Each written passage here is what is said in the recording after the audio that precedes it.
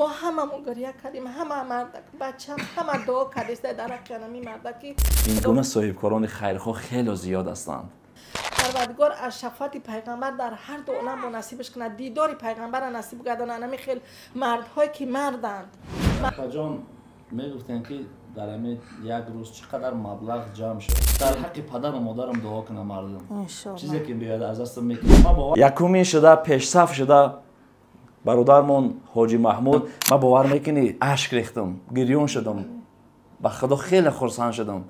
برای ادامه برنامه را دیدن یک لحظه توجه میکنیم به سرپرستان برنامه. شرکت زیارت شاپ با حجامه و داروهای گیاهی و اینچنین طبابت گیمری در شهر مسکو. تمام داروهای گیاهی با نرخ‌های دسترس. شما میتوانید خود حاضر فرمایش دین. تحویل به تمام شهرهای روسیه و اینچنین به تاجیکستان وطن عزیزمون به شهر دوشنبه. ابوبکران این امت کجایند که تا همت به محتاجان نمایند، کنند آزاد اسیران زمان را، فقیران و ضعیف و ناتوان را. دلی هر خسته ای را شاد سازند، ز رنج این جهان آزاد سازند. با عرض سلام و ادب و احترام بینندگان و هموطنان عزیز، چگونه که میبینین ما در بیمارخانه قرار داریم. الحال خواهرک ما را آورده در بیمارخانه خواب کردگی هستیم برای طبابت جراحی قلب و جراحی لبان این خواهرک ما که ما 2 روز پیش نوار کرده بودیم و از همه شما کمک طلب کرده بودیم و از همه صاحبکاران کمک طلب کرده بودیم. ما همه زباره محکم کردیم. امروز با لطف و کرم خداوند یکی از صاحبکاران کشور با نام حاجی محمود که الله برکتش بده، تمام خرج این خواهرک به گردن گرفت و آورده در بیمارخانه میدگرداک خواباندن. هر کسی که خواهد در دوشنبه باشد میتونین آماده خبر گیرین مادر را که بابا اون کمک میکنین.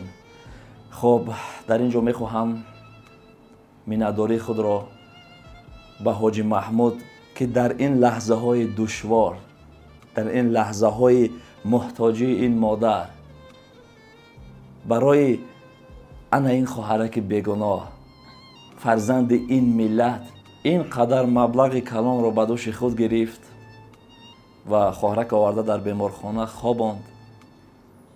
من از شما اظهار مینه‌داری میکنم و بگذار این کمکی کرده اتان خداوند در مالتان برکت عطا کند و دستگیری روز قیامتتان گردد.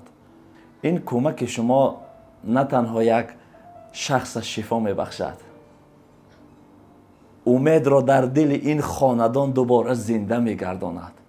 خدا شما را در پناهش نگه دارد و هر باره که ما دستی بر دعا میبرداریم شما را با نیکی یاد میکنیم. همیشه در حقش دعا بکنین. این گونه صاحبکاران خیرخواه خیلی زیاد هستند. پیش از همه سلام میخوام برای سامانه صدای امید میرسونیم. پیش از همه برای حاجی محمود که یعنی دخترک مرا به عهده گرفت، برای بیماریش توبت کردند، به عهده خود گرفت. من مینه‌داری خدمت برای همین کس بیان میکنم و همین طبیبانی که در همین بیمارستان ما رو بستری کردند، خیلی به همین بیمارا که ما رو بسیار به یگان نوبت همین دختری مرا از همه تشخیصات گذراندند، مینه‌داری خدمت بیان میکنم و دعاگوی انا همین صدای امید، دعاگوی انا همین حاجی محمود، دعاگوی انا همین طبیبان میشم. پروردگار کسانی که در همین کتم یگان سوم پرت افتند، کمک خودشون از همین خودشون گذاشتند، پروردگار همه ما را دعا میکنم که پروردگار خیرشون قبول کنه، در امان الله باشن، در هر کجای باشن خداوند کریم نگهبانشون باشه. خدا دستگیری روز قیامت کنه این خیرای کگیشونه. اپا جان میگفتن که در همین یک روز چقدر مبلغ جمع شد که ما وقتی که فهمیدیم بسیاری برادران وقتی مبلغ گذروندن میخواستن کارتای شما محکم شده بود. بله. در همین بین در چند ساعت بین از یک روز به امروز 6764 تومان. 6764 تومان. بله. امید دارم که همه آدمایی که در اینجا خیر کردگان همون مبلغ به خاطر شما و خواهرک کردگی هستند. بگذار من میدونم که حاجی محمود تمام خرج برای این عهده خود گرفته که تا خوردن و تا جای خواب همش اما وقت خودش میکند خداوند برکتش بده. اما 6000 چند سمه که دیگر میمونه همون هم در همین خواهره که ما صرف کنید در پوشاکش لباسش. خداوند مهربان این خواهره که ما را عمر با برکت نصیب کنه و آینده خدمتگاری همین وطن و جامعه خودش گرده و فرزندکای سالم و به دنیا بیاره و این ملت زیاد کند انشالله. بله سلامت باشید دادر جان. دعاگوی شمانی هستم پروردگار به اقبالت نکنه.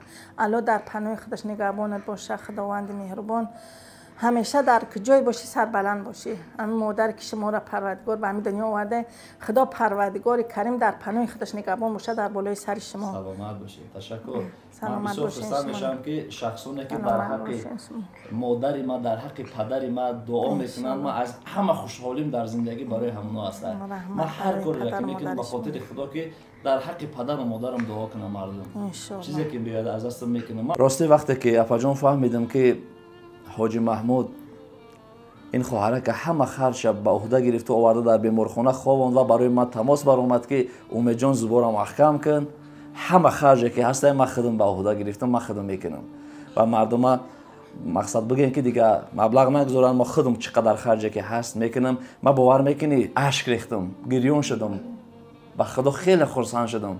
خداوند برکت بده هر یک شخصونی که در اینجا کمک کردین، دستگیری کردین، حتی یه لایک که گذاشتین شما در همین نوار مادر همودم اجر میگیرین. همین نوار را به یک جا روان کردین، در همین هم اجر میگیرین. شما سبب شدین که این نوار به گوش این صاحبکارای ما رسید و یکمی شده پیش صف شده برادرمون حاجی محمود خرج این خواهره که به عهده گرفت و خواهره که آورده از در بیمارخانه مدگرداک خواباند.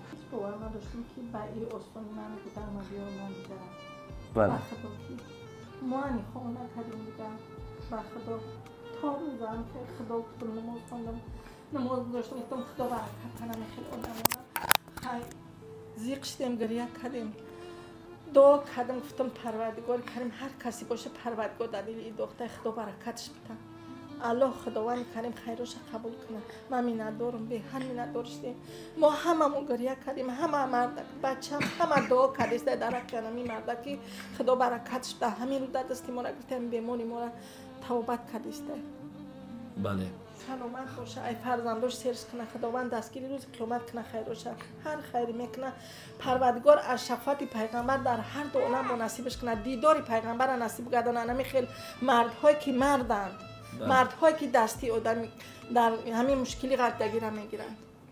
این مادر میدونین چند قدر وقت در چندین شخصا را زده بود، چی کاری که از دستش آمد کرده بود، دیگر نشد رو به شبکه اجتماعی آورده، خواست که از مردم کمک پرسه یا که از یکم صاحبکار کشور که همه خواهره که دستگیری کند. خدا را شکر در یک لحظه در بین 2 ساعت آمدن خواهره که آورده در بیمارخانه خواباندن. خب انشالله حرکت میکنیم چیزی که از دستمون آید برای این خواهرک و برای دیگر شخصانی که محتاج هستند و معیوب هستند و بیمار هستند سرجمانه شده و دستگیری کنیم. سالمی ما این سالمی جامعه است. ما یک شخصیت اگر دستگیری کردیم و تبابت یافت او آینده همین ملت است. ملت سالم میماند. خدا برکت همتونم. در حق ما نیز دعاگو باشین، در حق مادر، در حق خواهره که ما دعاگو باشین که جراحیش یک 3-4 روز پس جراحی میکنن. حاضر ندارم که با من خودم کسلی دولینی دیدم. ما برای همه برای من دکتر روان کده، طبیب روان کده که امیرانی توبت کنین. من هزاران بار میندارم. بله خدا برکتش بده که دستگیری ها کسی که غمخوری ها کرده است ان شاء الله این بپاداش نمیماند حتما. خب این 3 روز 4 روز پس جراحی دلشون هسته، دل جراحی میکنن. بعد ان شاء الله این بعد نوبت لبان این خواهرکمون میشود که ما بعد جراحی و وقت جراحی بعد اومده باز یک نوار دیگر گرفته و به همه شما میرسونیم بعد جراحی که خواهرک ما در کدام حالت قرار دارد. خدا نگهبانتون باشد. سلامت باشید.